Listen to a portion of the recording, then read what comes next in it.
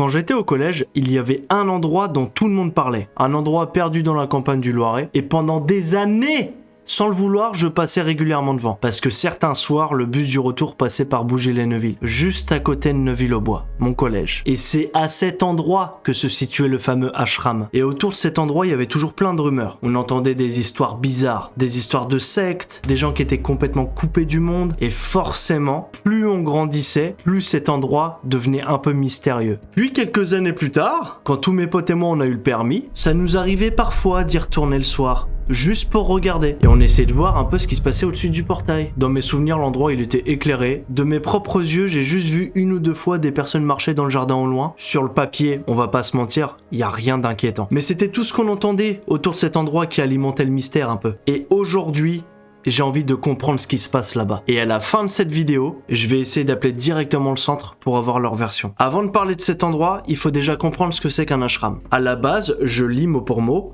un ashram est un lieu spirituel venu d'Inde. Les gens viennent pratiquer le yoga, la méditation, et parfois vivre en communauté pendant quelques jours, quelques semaines, peut-être même quelques années. Le centre qu'on va parler aujourd'hui appartient au mouvement Sivananda. Le mouvement Sivananda, c'est une organisation internationale de yoga, de spiritualité, présente dans plusieurs pays. Et franchement, quand on regarde rapidement sur leur site là, ça ressemble simplement à un centre de yoga classique. Voilà, ça a l'air calme, la nature, la spiritualité, et pas mal de personnes parlent d'une expérience très positive. Merveilleux, j'y ai passé 4 jours, elle fut une expérience inoubliable. Je suis sorti de ce paradis changé et sereine.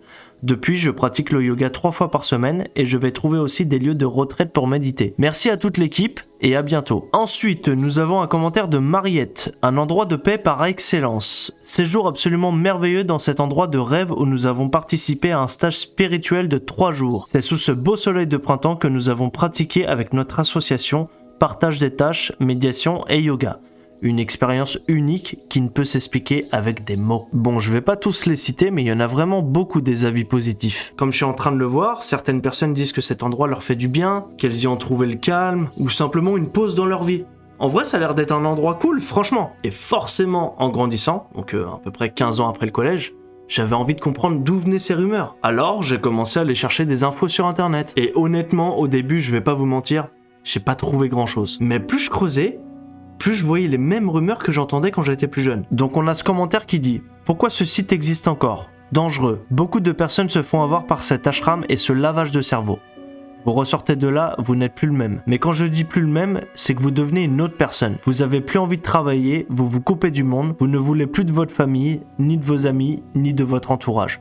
Je vous déconseille à tous à ne pas aller passer un séjour. » Maintenant, on a Andrea qui dit « Dangereux, c'est pas une simple école, c'est mettre un petit pied dans une secte. Un prêtre suprême, des prières tout le temps et un déguisement. Ça sent le lavage de cerveau. Après 3 jours, j'ai demandé un taxi pour quitter cette fausse école, mais la réception n'a rien fait. Pour finir, j'ai récupéré mon portable et téléphoné moi-même pour fuir à la gare. Ouf, j'ai même trouvé un article sur la République du Centre qui dit que le centre a été signalé à l'inspection du travail. Ils disent aussi que Neuville-aux-Bois accueille l'un des centres internationaux de Sivananda, une organisation bousculée depuis des accusations d'abus sexuels et dont le fonctionnement suscite les soupçons d'anciens bénévoles. Je précise évidemment dans cette vidéo, je parle uniquement de témoignages et d'avis pris sur internet. Je suis pas du tout là pour accuser le centre ou leur pointer du doigt. Le but ici c'est juste de comprendre pourquoi il y a autant de rumeurs pour cet endroit. Mais pour moi le plus étrange, c'est quand j'ai cherché des informations sur le mouvement lui-même Sivananda, parce que ça concerne pas uniquement la France. Harcèlement sexuel, travail dissimulé, encore une fois des accusations d'abus sexuels, une nouvelle fois plusieurs témoignages qui font état d'agression et d'harcèlement sexuel, le yoga, nouvelle porte d'entrée aux dérives complotistes et sectaires. Quand j'ai vu d'autres centres dans d'autres pays, certains parlent d'emprise encore une fois, il y a d'autres personnes qui parlent d'abus de pouvoir, et j'ai vu pas mal aussi de témoignages d'abus sexuels. Je précise encore une fois, je parle du mouvement Sivananda, pas forcément le centre du Loiret. J'ai passé pas mal d'heures à regarder des témoignages, des avis, etc. Mais je pense que maintenant, c'est le moment de les appeler. Pas pour les piéger ni les accuser, juste pour essayer de comprendre et poser quelques questions. Avant de vous montrer cet appel, je préfère préciser quelque chose. Je ne vais pas diffuser la conversation dans son intégralité. Déjà parce que l'échange était beaucoup trop long, mais aussi parce que je veux rester dans les clous et préserver aussi l'anonymat de la personne que j'ai eue au téléphone. Du coup, j'ai simplement gardé quelques passages, ceux qui permettent de mieux comprendre l'ambiance autour de cet endroit.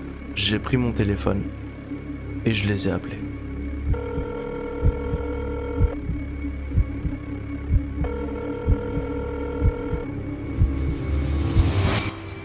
chambre de yoga Shivananda, bonjour. Oui, bonjour madame, excusez-moi de vous déranger. Je m'appelle Dylan, je fais quelques vidéos indépendantes sur internet et j'aurais aimé simplement vous poser quelques petites questions si ça vous dérange pas. Oui, je vous écoute.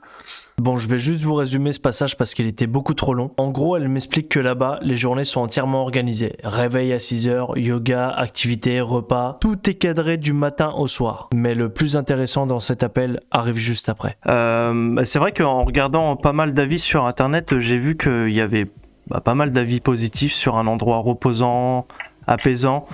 J'ai vu aussi, alors je ne sais pas pourquoi, d'autres rumeurs qui évoquent des choses inquiétantes autour du mouvement Sivananda. Est-ce que vous en avez entendu parler Oui, bien sûr, nous sommes au courant, bien sûr, bien entendu. Malheureusement, ça fait partie aussi de ce qui... Voilà, de l'historique aussi de l'organisation, hein, parce qu'il faut savoir que l'organisation Shivananda, c'est l'organisation de yoga la plus grande au monde. Je ne savais pas, vous m'apprenez quelque chose. Voilà, donc effectivement, avec au niveau des formateurs, enfin des professeurs, avec plus de 50 000 professeurs formés depuis le début de la création de l'organisation, qui date, la première commence en Inde, et ensuite aujourd'hui il y a plusieurs ashrams et centres dans le monde. Effectivement, voilà, comme dans beaucoup d'organisations, des grandes organisations, il y a eu des dérives ou des choses qui ont été dénoncées, mais depuis l'organisation s'est restructurée avec un règlement intérieur renforcé et voilà. Bien sûr, j'imagine, de toute façon, heureusement qu'il y a un règlement un peu partout, sinon on s'en sort plus. Je ne sais pas si du coup des rumeurs ont été concernées par votre centre ou pas. Non, pas directement dans notre centre. Non. D'ailleurs, voilà, notre centre, il est aujourd'hui rattaché à Shivananda Europe avec vraiment des personnes à la tête qui sont très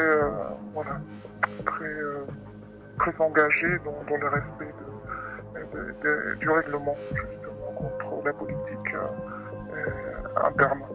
Voilà, c'est une loi. Et l'appel va se terminer ici pour vous. J'ai échangé pendant une dizaine de minutes avec une personne du centre. Elle a pu répondre à plusieurs de mes questions, très calmement d'ailleurs. Mais ce que je peux vous dire, c'est qu'au téléphone, la personne était totalement consciente des rumeurs qui circulaient autour du mouvement Sivananda. Elle m'a expliqué que le mouvement existe depuis plusieurs années, je crois depuis plus de 20 ans. Apparemment, le mouvement Sivananda, d'après ce qu'elle m'a dit, c'est le mouvement le plus grand du monde. Et que forcément, avec autant de centres, autant de personnes liées à ce mouvement, il y a déjà eu des signalements et des affaires. Mais selon elle, leur centre n'a totalement rien à voir avec tout ça. Et honnêtement, avec l'échange que j'ai eu au téléphone, mais aussi tous les nombreux avis positifs que j'ai pu voir sur internet, je pense qu'il faut juste éviter de tout mélanger et de faire une généralité. À mon sens, le centre que j'ai contacté, ils avaient l'air sérieux et sincères dans leur démarche. Vraiment. Alors évidemment, chacun se fera son propre avis, mais en tout cas pour les personnes intéressées par le yoga, la méditation ou juste retrouver un peu de calme, je pense que ça peut être une très bonne expérience. Moi, c'est pas trop mon délire, je vais pas vous mentir, mais je pense que ça peut plaire. En tout cas, j'espère que cette petite vidéo vous aura plu. C'était Don Erax pour vous servir. À la prochaine. Ciao. Au final, cet endroit est peut-être moins mystérieux qu'on pouvait l'imaginer. J'espère en tout cas que cette petite enquête vous aura plu. Et si c'est le cas, pensez à vous abonner et lâcher un petit like, ça va m'aider énormément pour la suite.